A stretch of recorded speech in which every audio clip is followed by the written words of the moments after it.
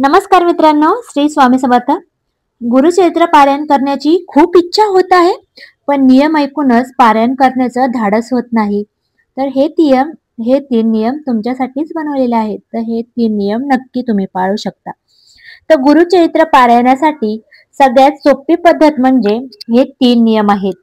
पहिले, एकच वेळ निश्चित करून पहाटे ते सायंकाळच्या पर्यंत दुपारी वगळता एकाच ठिकाणी बसून पारायण करावे.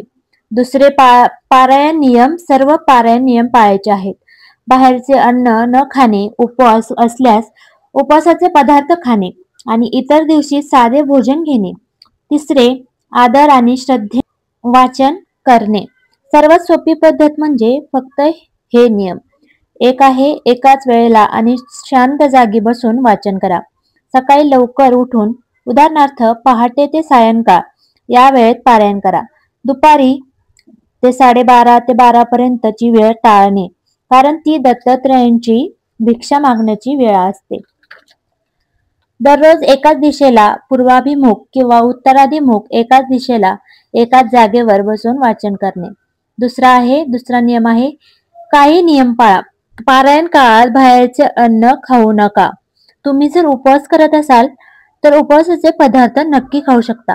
इतर दिवशी साधे अन्न, वरण भात, पोळी भाजी ग्रहण करा.